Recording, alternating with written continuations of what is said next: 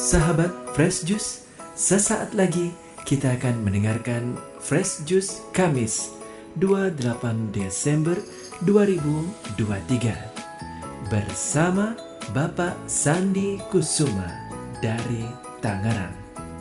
Selamat mendengarkan.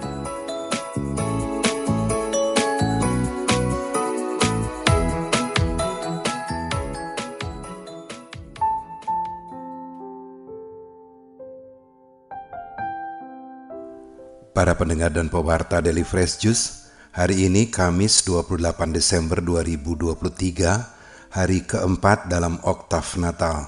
Gereja mengajak kita untuk mengenang kanak-kanak suci di Bethlehem dan sekitarnya yang menjadi martir akibat kekejaman Raja Herodes.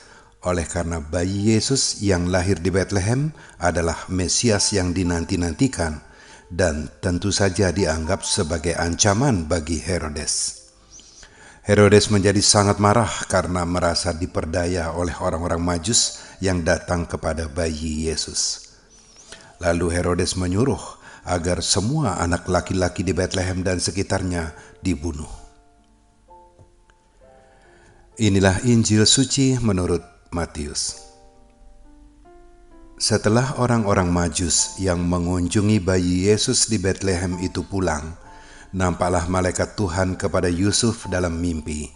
Malaikat itu berkata, "Bangunlah, ambillah anak itu serta ibunya, larilah ke Mesir dan tinggallah di sana sampai aku berfirman kepadamu, karena Raja Herodes akan mencari anak itu untuk dibunuh."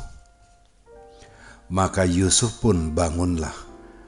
Malam itu juga diambilnya anak itu serta ibunya, lalu menyingkir ke Mesir dan tinggal di sana hingga Herodes mati. Hal itu terjadi supaya genaplah yang difirmankan Tuhan lewat nabinya, "Dari Mesir kupanggil anakku." Ketika Herodes tahu bahwa ia telah diperdaya oleh orang-orang Majus itu, sangat marahlah dia. Lalu ia menyuruh membunuh semua anak di Bethlehem dan sekitarnya, yaitu anak-anak yang berumur 2 tahun ke bawah, sesuai dengan waktu yang dapat diketahuinya dari orang-orang Majus itu.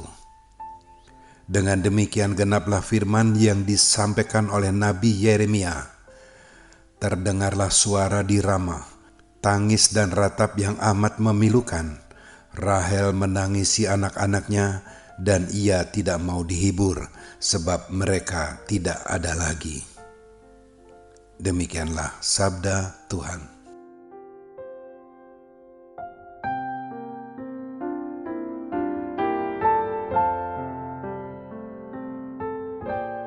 Para pendengar dan pewarta Daily Fresh Juice, Herodes Agung yang memerintah di wilayah Yudea terkenal karena kekejamannya. Ia tak segan-segannya memberi perintah untuk membunuh semua kanak-kanak yang berumur 2 tahun ke bawah, gegara ia tidak dapat menemukan di mana sang Mesias berada. Dan konon, 3 orang putranya sendiri termasuk kanak-kanak yang dibunuh itu. Kanak-kanak itu tentu tidak melakukan kesalahan apapun. Mereka dibunuh hanya karena mereka sebaya dengan Yesus.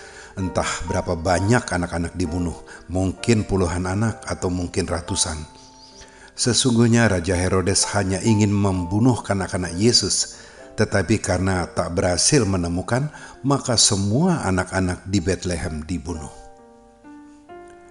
Yesus luput dari pembantaian itu.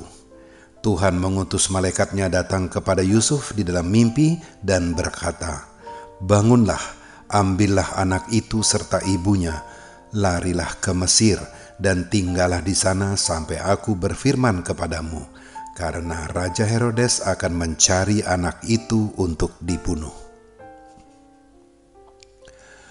Yesus dan Maria membawa Yesus mengungsi ke Mesir sebelum orang-orang suruhan Herodes tiba di Bethlehem, sehingga selamatlah Yesus.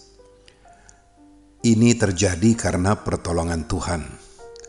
2 kali Tuhan mengutus malaikatnya untuk datang melalui mimpi. Yang pertama kepada orang-orang Majus, agar jangan kembali kepada Herodes untuk memberi kabar tentang Yesus. Dan yang kedua kepada Yusuf, malaikat Tuhan menyuruh Yusuf membawa Maria dan bayi Yesus mengungsi ke Mesir. Para pendengar dan pewarta Daily Fresh Juice, sejak dahulu kala dan sampai sekarang pun masih terus terjadi, orang bisa menjadi buas dan kejam oleh karena kekuasaan, ingin berkuasa terhadap orang lain.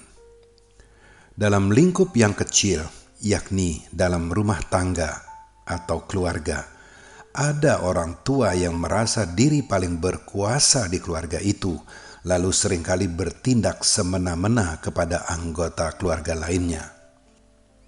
Tak terbilang jumlahnya, raja-raja juga memperlakukan rakyatnya dengan kejam, seolah-olah nyawa manusia tak ada harganya sama sekali. Ucapan raja adalah undang-undang, mengikuti suasana hatinya saat itu, dan sewaktu-waktu bisa berubah sesuka hatinya. Manusia tidak mempunyai hak fundamental atau hak dasar yang telah melekat pada setiap manusia sejak ia dilahirkan dan tak dapat dipisahkan darinya sampai ajalnya tiba, yakni hak yang disebut sebagai hak asasi manusia atau HAM.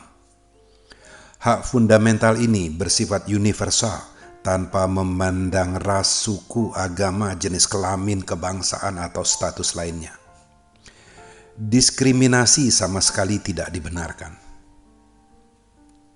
Kita bersyukur karena negara Indonesia telah melindungi hak asasi kita sejak kemerdekaan diproklamasikan tahun 1945 yang lalu, dicantumkan dengan jelas pada pembukaan Undang-Undang Dasar 1945 dan dipertegas oleh ketetapan MPR RI nomor 17/MPR/1998.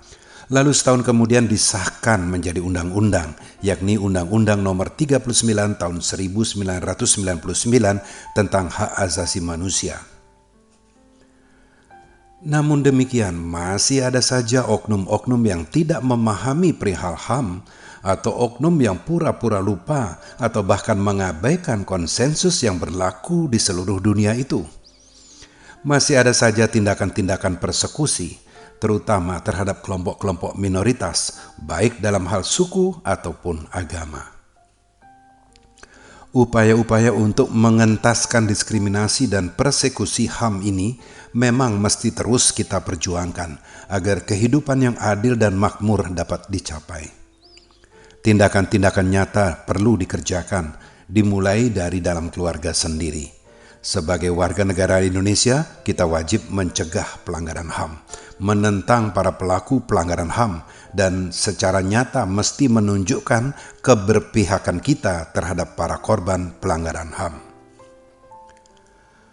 Para pendengar dan pewarta Daily Fresh Juice, pelanggaran HAM jelas bertentangan dengan ajaran Yesus.